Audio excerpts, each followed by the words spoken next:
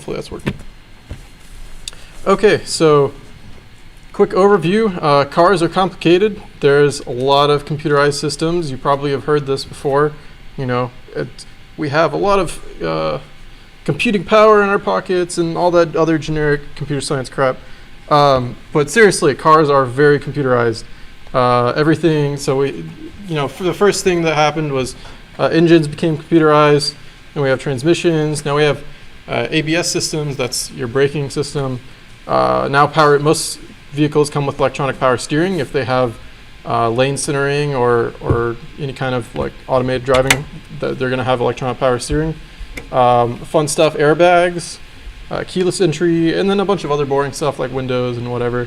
But these are kind of important systems that keep you from crashing your car and dying, and keeping your airbags working. So kind of important stuff.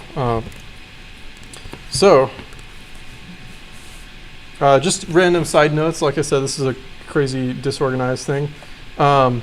We have TPMS sensors. That's for your tire pressure monitoring. If you have looked on your dash and you see, oh, I have a low tire, this is what's telling it that. This is just kind of a random aside. This is not related to anything else, but I want to throw it in here because it's interesting. So yeah, each one of your wheels has a little sensor in it. This is like a custom made specifically for this thing. How do you run a wire through a thing that spins? Well, you don't. So these are running on radios, and that means that if you have TPMS, which is I think every vehicle after, might be 008, has some form of TPMS. It may not be this kind, but most do. You have 4 little sensors that are broadcasting signals from your vehicle. So cool thing about that is they have unique IDs. That means that you have 4 unique identifying things on your vehicle at all times. Anytime it's moving, if there's someone watching the radio waves, they can ID your vehicle. Hey, look, they drove past it this time.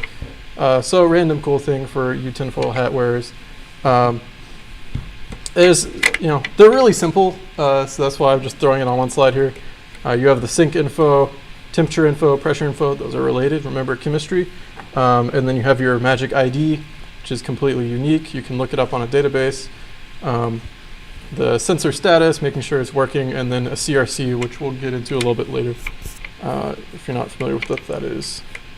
Okay, other interesting stuff. Key systems. These are kind of scary. What if someone breaks into my car? Well, there are 2 main kinds of key systems out there right now.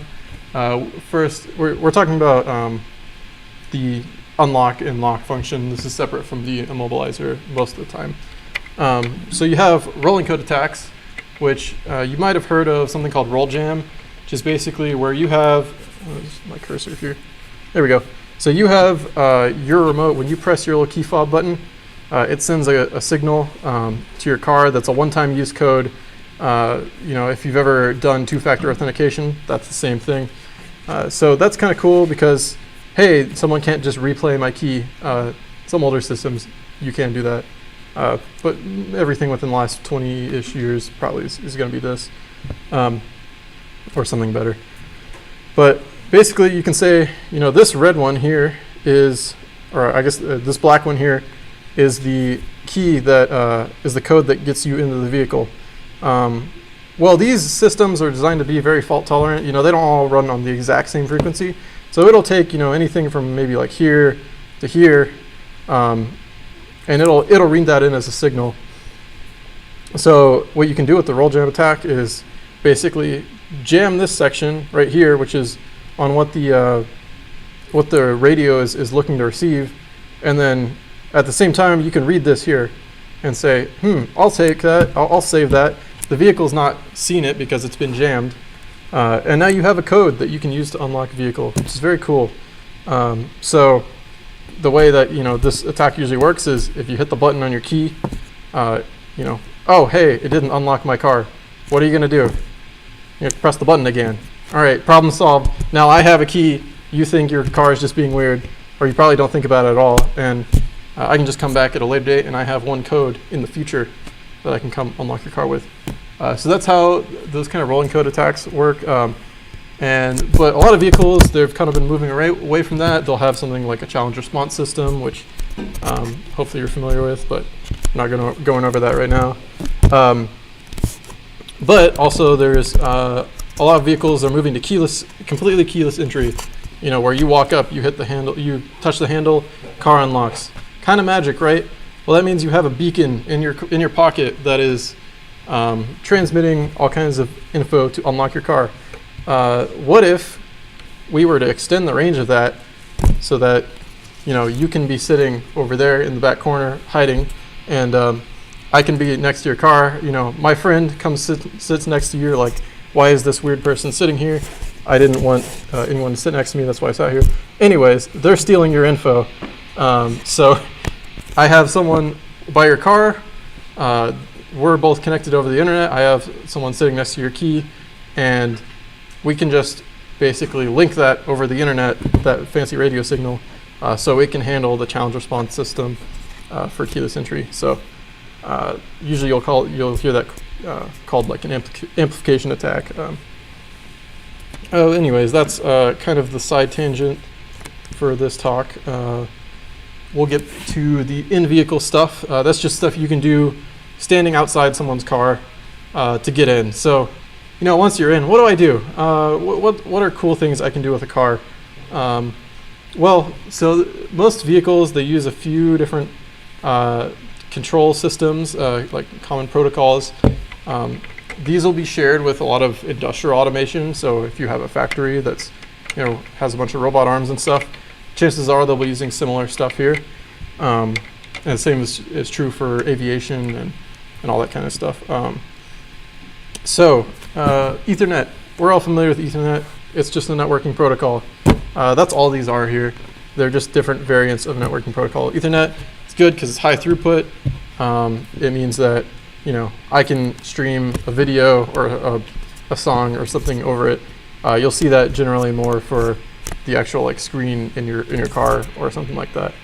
And then second, the really common one is CAN bus. This is actually federally mandated on everything 2008 and later. So that's useful. It's not always implemented the same way, but for the most part, engineers, they say, oh, we have to have this system because we're legally obligated to. We'll just use it everywhere. It was invented by Bosch a long time ago. I don't know, mid 80s. There was a Mercedes that used it. That was the first one. But basically, the advantage of CAN bus over Ethernet is it is useful for safety critical systems. If I need my airbag to go off, well, I'm not going to trust Ethernet. I could have a packet go and, oh, it didn't make it. Too bad. We'll try again. I don't want that to happen for my airbag. So CAN bus is engineered in a way to where you can basically make sure that your message gets there and it gets there fast. So that's why it's used. And that's the majority of what this talk's going to be about. We'll get into that later. And then also we have FPD link. This is kind of a more specialized thing. Some older systems that didn't have Ethernet, they're going to be using this for their backup cameras or other kind of video speed stuff. You have to have a lot of data going in one direction, and then maybe some configuration and other stuff going the other way. So that's what that is. If you're playing around with tapping into some wires, you're like, I have no idea what this is. There's a lot of little specialized things that might be like that. All right, so into CAN bus. CAN bus is, it's the most ubiquitous thing for controlling vehicle stuff. So that's what most of this talk's going to be about. So there's a few different variants of CAN bus. We have the low-speed CAN bus, high-speed CAN bus, and the CAN bus in itself is just a standard in the same way that Ethernet is a standard. 802 dot whatever. There's some ISO documentation. If you are a masochist, you can read it. Anyways, there's a few different variants. There's low-speed CAN, high-speed CAN, and CAN FD. Low-speed CAN is terminated at the nodes. We'll see what that means in a second. It's 125 kilobits per second max. That's kind of slow. That's why it's called low speed. And it's more useful for if you have a really long run that you need to make. Usually vehicles, you're not going more than maybe 30 feet on a truck or something. So it's not super critical, but sometimes they'll still use it because it's actually cheaper to implement, when you're talking about 30 cents for a little transceiver, and you multiply that by 30 by car and then over millions of vehicles. It's a good chunk of money. So you still see it sometimes. But more commonly, you'll see the high-speed CAN bus, and that'll range anywhere from 1 kilobit per second to a megabit per second, which is kind of crazy. You wouldn't think that your car is running basically Ethernet speeds, but on non-Ethernet. But yeah, it does sometimes. And kind of a newer standard is CAN-FD, which is flexible data rate. Basically, you can have a payload that is anywhere from 8 bytes to 64 bytes, and it'll specify in the header, this is going to be a big packet. I need to transmit a lot of data. This is going to be a long packet. Listen for this amount of time.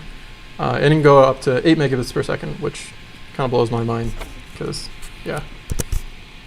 So how does that work? Well, like I said, created by Bosch. It uses what's called differential signaling. So it works the same way that Ethernet does, or if you're familiar with RS-485 or any kind of serial protocols, basically you have two wires, and they come together. That's a 1. They go away. That's a 0.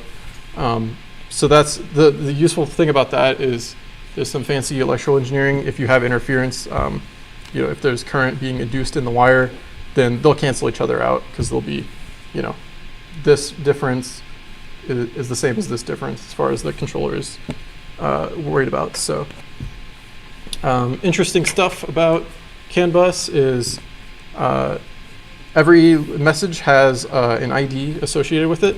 That'll usually be what the device is that's transmitting it is. So let's say I have my wheel speed sensor on my front left wheel, and it'll have this ID, and then it'll just transmit repeatedly, oh, you're going, or I'm seeing 600 RPM or something like that. So let's bring my cursor over here. We'll kind of break down how this packet works. So hopefully is everyone familiar with packets, and have you at least done some network stuff? Okay, I'm seeing some nodding. So yeah, so this is what a CAN bus packet looks like, at high speed specifically, but I think they're pretty similar actually. So you have your start of frame bit, that's I believe a 1. But don't quote me on that. It might just be different than whatever it was before. And then you have your identifier, that's your ID, whatever device is sending this. We have the RTR, which basically, honestly, I forget exactly what that is. I believe it's related to this length. Anyways, you have CAN identifier, not really important, reserve bit, literally not used. And then data field length. So this is important more for CAN-FD. In this case, it's always going to be the same length, but they built in some functionality there because they're like, at a later date we may want to add some more functionality. So CAN-FD is backwards compatible with this stuff. And then you have your data field. This is going to be whatever important data you have. For our wheel speed sensor, that's going to be the RPM. And then you have your CRC, which is a cyclic redundancy check. That's basically a really fancy checksum that not only is it a checksum and it makes sure this message got here intact. What it can also do is correct some bit flips. I think up to 3 is pretty reliable in CAN specifically. So if I say I need my airbag to go off now, and there was some wiring that a crash caused some interference or something, and there's a few bits flipped, it'll still be like, oh, I see what you're trying to say there. It'll correct it, and then it'll execute it. And then you have one more bit for an acknowledgement. So again, just getting that reliable data transmission, we can say, our wheel speed sensor sends out its wheel speed, and then I have something in the ABS unit that is going to be saying, it's going to repeat the packet and then have the ACK flip to 1. and that way the wheel speed sensor knows it doesn't need to retransmit that. And then you have your in the frame and then some inner frame space. So interesting thing, again, this is super reliable. I'm just going to keep drilling that home because there's a lot of work put into this. You have what's called bit stuffing. So let's say I have my data packet, my data field is 8 bytes of data and my wheel speed is 600 RPM. Well, what's 600 in binary? It definitely doesn't take up 8 bytes of data. So what will happen there is if the CAN bus is watching, basically, I should specify, I probably should put this first. We'll go back. So this is what the bus looks like. So you have your 2 wires, you have your CAN high, CAN low, and all of your CAN nodes connected to it. And then it's terminated on both ends with a resistor so that, if one of the nodes stops sending a signal, then it'll just go back to a neutral state.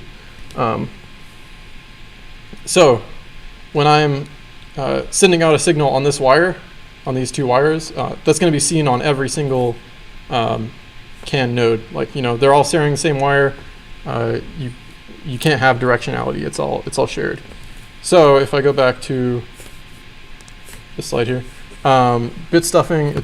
This slider isn't really useful for showing it, but what bit stuffing is if I have that wheel speed, that 600 RPM, and I have a bunch of leading zeros, every 5th zero, it'll flip to a 1, because how do I know that sensor hasn't been cut off the chain or something like that? So in most of these diagrams and stuff, you won't see the bit stuffing included, but it is there. So if you are doing like practical CAN sniffing and you see like, why is there a random 1 or a random 0 in this long string of bits, that's what that is. How does it know that 1 is not just a part of the data itself? So every time there's 5 repeated zeros or 1s, it expects it to flip. And if it doesn't flip, then everything on the bus will start reporting errors, basically. So this happens every single time. What if they're, the data that you're sending, let's say it's like 2 billion and 1, and there just happen to be 5 zeros. So you would have that one anyway. It would say, okay, that ignores 1. Yeah, exactly. So it would flip it no matter what, and then it just continues on. Basically, like everything, because they're all synced up. They see, oh, there was 5 leading zeros, then I expect it to flip, and if it doesn't flip, then there's a problem. What if it's a number that's like, you take the 2 billion and 1 with a bunch of zeros in the middle, and you flip one of the 1s, but then that itself is the actual data. And then so it looks as if it's a 2 billion and 1 with one of the 1s flip, but it's actually... It's kind of like if you escape a character in some code, and you have the backslash. How do I show a backslash in a string? Well, I put a backslash in front of my backslash. Does that kind of work? Okay.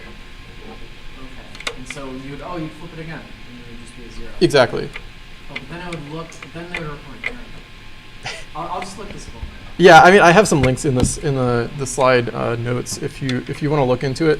There's a great video on like SparkFun's YouTube channel where it's like a 45-minute video just going over how the protocol works. It honestly is pretty good. There's a lot of stuff condensed into these, so if you guys have any questions, feel free to jump in. So CAN bus implementation. I know how CAN bus works. That's cool. How do I use it? So you need a microcontroller and a CAN controller. One of these is a software controller. The other one's a hardware controller. This took me a while to figure out. Basically, you have your mouse again. All right. So you have your microcontroller here. A lot of them come with CAN built in. If they don't, you can use some kind of serial peripheral to add CAN to something. I don't know if a Raspberry Pi doesn't have it. That is like one of the few protocols that doesn't have built in. But you can get a little thing that plugs on top, and that'll translate from some other serial that works with your Raspberry Pi into CAN. But you can also get little USB adapters if you want to just do it straight to your PC. So anyways, I have my microcontroller. This is doing all the hard thinking. And then I have my CAN transceiver. This is splitting it into that high and low signal. Yeah, just random aside because that caught me at one point. All right, so CAN bus. Where do I plug into? Which one of these hundreds of wires in my car has CAN bus on it? Well, you can usually get to it through OBD2, which is it's literally onboard diagnostics 2, and the 1 was not great. Anyways, so yeah, this is like the pinout for that connector. It'll be within 2 feet of your steering wheel. It's mandated by emissions, specifically California emissions, I think, but any emission state will use it now. And it's going to be 500K baud.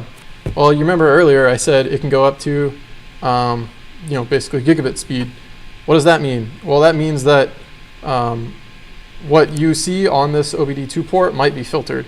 It might just be the essential data that you need for emissions, and there's some other controller sitting between you and the actual juicy CAN bus. OBD2 includes a bunch of other standards as well. Again, there's like some terrible documentation if you want to read through it.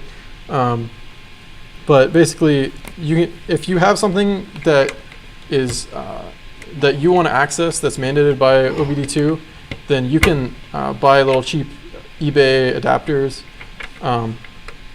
that'll feed you all the information you need. Usually they'll be based on this chip, ELM 327, or a knockoff of it, because yeah, people make knockoffs of 12-cent parts. I don't know why.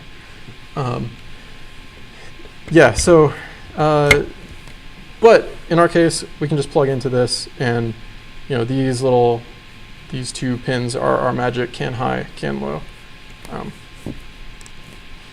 So what now? What do I do with all this? I've broken into the vehicle because I'm a cool hacker man, and I plugged something into the CAN bus. Where do I go with this? Well, like I said, you can create like crazy payloads if you want someone to die. That's why we should be worried about this, but it's a trusted network, so anything on the network is going to, it's going to listen to stuff. You can do things like a denial of service attack. Like I said, the CAN ID with the lowest ID will just be prioritized. So if 2 controllers or 2 nodes are trying to send a signal on the bus, and the way it works, they'll both have the zeros, and then whichever one flips the 1, it might be the other way, I guess. Anyways, whichever one is the lowest ID, like it'll just keep going until someone jumps in. It's like, oh, I have a lower ID than you, and then the other one will shut up, and you can just eternally do that. I saw someone was talking about this, and they said they tested it by accident, and they plugged in their laptop that was spitting out like an ID of 4 or something, and then their entire dashboard lit up. So the system doesn't really know how to handle that. So good to know. You can be more sophisticated with that. You can do, say I want to emulate this module, and I have a light on my dashboard, but I removed that system because it was annoying or expensive, and I want the light to go away. Well, you can either put tape over it, or you can do all this crazy stuff. So yeah, you can kind of lie to your vehicle in that way. This photo, kind of interesting story.